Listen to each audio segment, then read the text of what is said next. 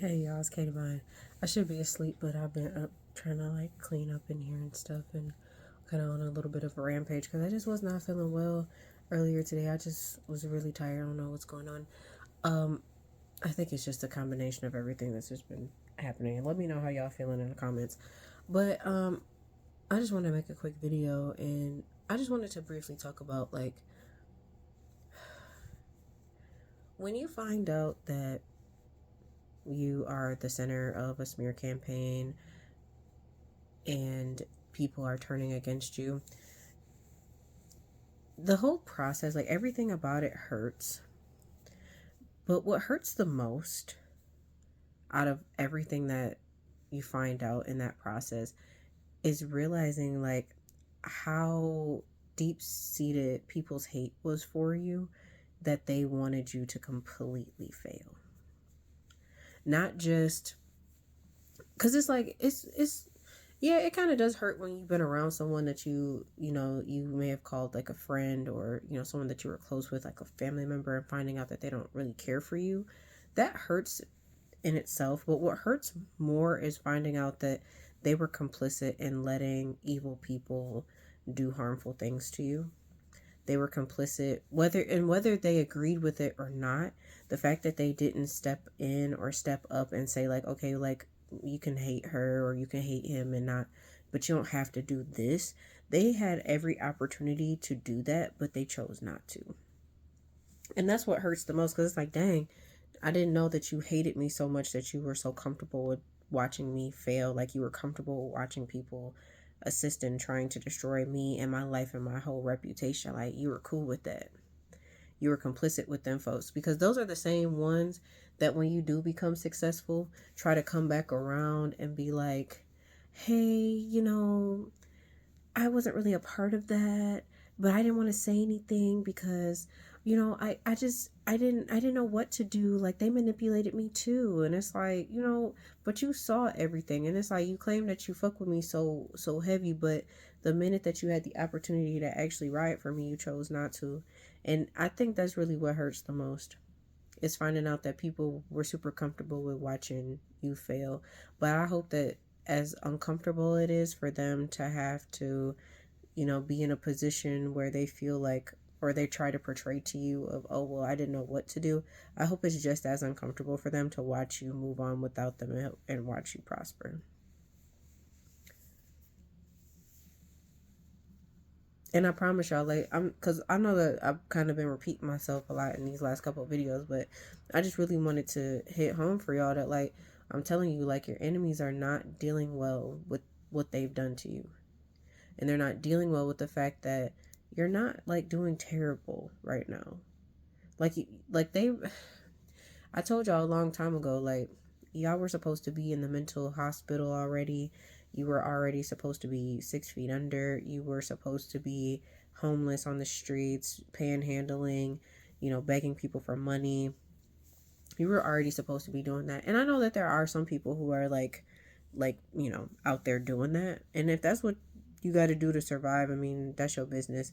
I can't I can't speak on other people's situations, but you know, they were really hoping that you would be in such a tough spot and that you would never be able to bounce back. And the fact that you are working towards new goals and that you're here, that you're smiling, that you're thriving, that you're prospering, that really fucks with them because they were thinking like after everything that they watched happen to you, they were for sure that you weren't ever coming back from that because they know that if the same things happen to you that happened to them, or the same thing if it happened to them, they already knew that they wasn't gonna make it. So they already are shocked that you, one, are still alive and that you're here, and two, they don't know what to do now.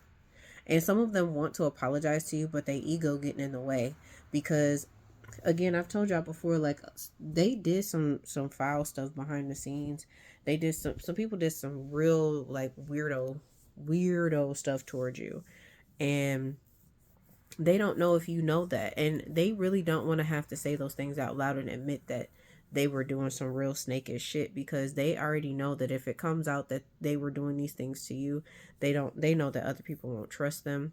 They know that they're not going to have support from other people, because I'm gonna be like, okay, so you're telling me that this person was innocent and you still did this anyways, and you already knew that? Like, they don't make no sense. It really is just gonna expose them and show how evil that they truly are, and people don't want to be deemed that way. And it's just so crazy to me that evil people don't want to be viewed as evil. They want to be viewed as good, but they don't do no good.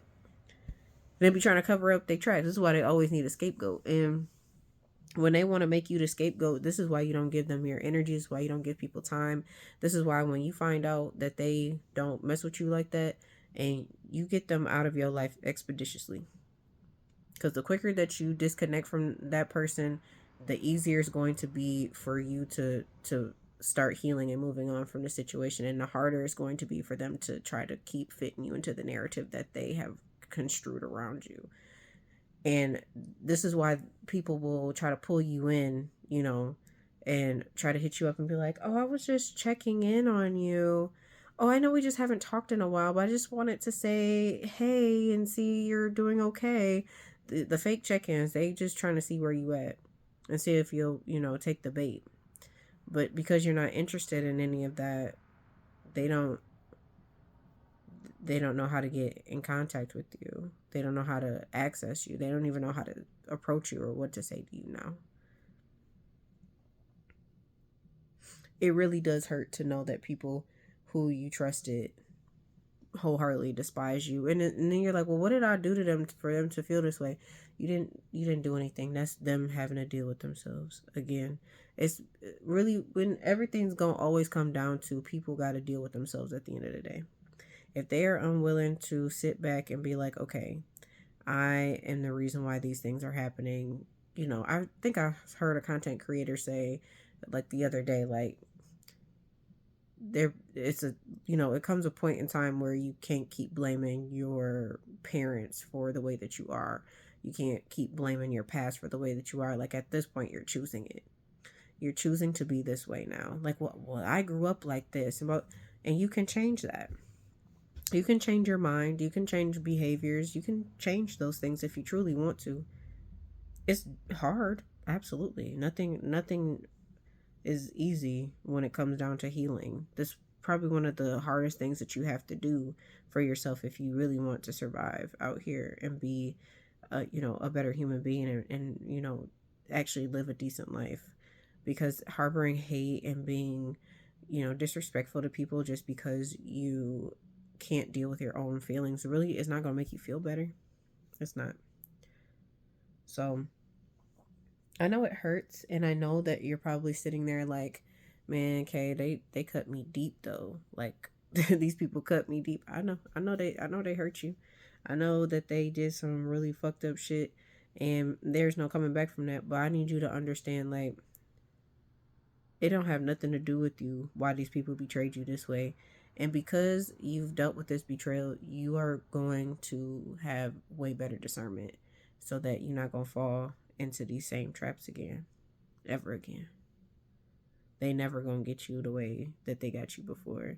And I know sometimes you be thinking like, well, I miss those people. Like, you miss the illusion that they painted for you. You don't actually miss them, because the person that they showed you in the end is who they really were, not the person that they pretended to be throughout your entire relationship. The person you saw at the end is exactly who that person is. The one that ignored you, the one that turned their back on you, the one that decided that these people over here were more important than you, that is who they are, not who they pretended to be when you guys were having fun. And I know, like, we did have some good times. Your fake friends, you had a lot of good times with them fake ass friends, but the shit was never real. It's almost like it didn't happen in a way. It's almost like it was a fever dream. That's kind of the way that I see some of my, like, former relationships. It's like it was just a fever dream, because the person that was in my face is not the person who they really are. That was just a facade. It was never real. people are going to try to make you feel bad for seeing them for who they truly are. But at the end of the day, if they wanted it to be a better person, they would be working on themselves. They're just mad that you are one of the people who was able to see it, and then you made the conscientious decision to stop fucking with them. And they don't want other people to stop fucking with them because of they nasty behavior. But eventually they gonna lose everybody too, because them people don't change at all. They don't change. So keep y'all head up and just know that it's gonna be okay. You're gonna still go through your ups and downs. Like, life is life and always, but it's gonna be cool. But I love y'all. It's your girl K Divine, and I'll see you later. Bye.